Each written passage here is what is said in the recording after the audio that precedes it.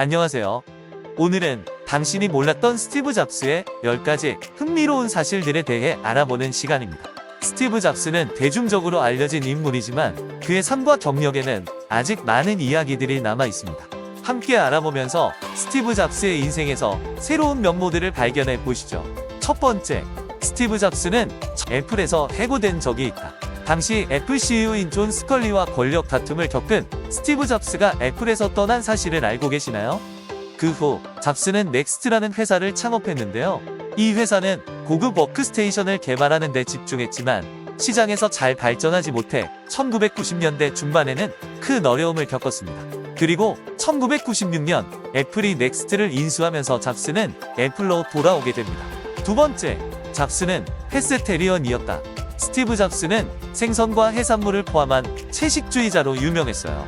그는 이러한 식습관을 지켜왔고 공개적으로 생선이나 스시를 자주 먹었어요.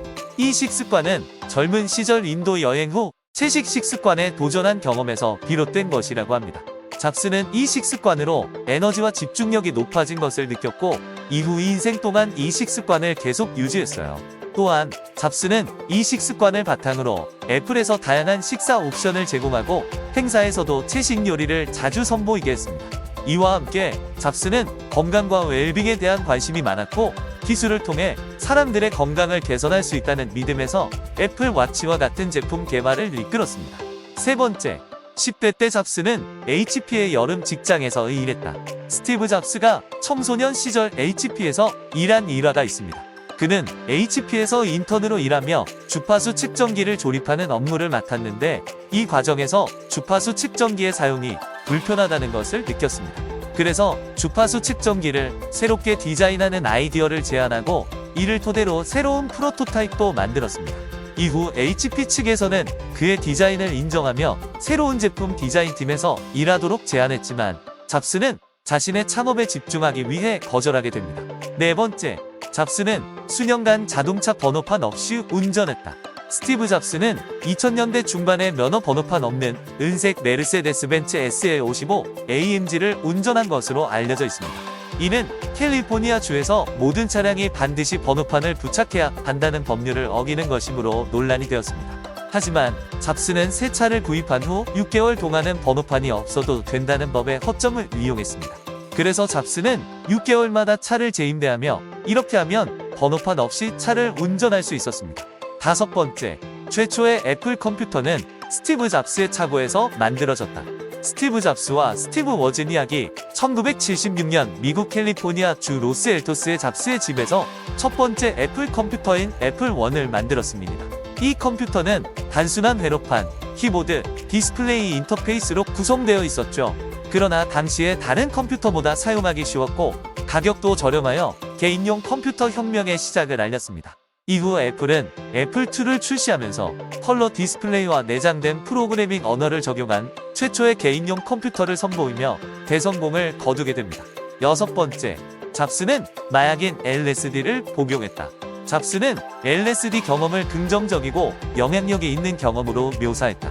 그는 이 약물 복용이 더 창의적으로 생각하게 하고 세상을 새로운 방식으로 보게 한다고 말했다. 또한 LSD 경험을 대학을 중퇴하고 기술 분야에서 경력을 추구하는 결정에 중요한 요소로 꼽았다.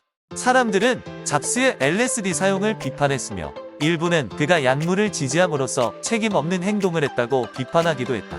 일곱 번째, 잡스는 쓰레기 같은 대표였다. 스티브 잡스는 팀원들에게 높은 기준과 압박감을 줬던 힘든 보스로 유명했지만 그는 카리스마 있고 영감을 줄 수 있는 리더였습니다. 디테일과 완벽주의에 대한 집착은 애플의 성공을 견인하며 전통적인 사고를 도전하는 능력은 그를 혁신가로 인정받게 했습니다. 여덟 번째, 잡스는 밥 딜런의 팬이었고 애플 본사에서 공연하도록 설득한 적이 있다.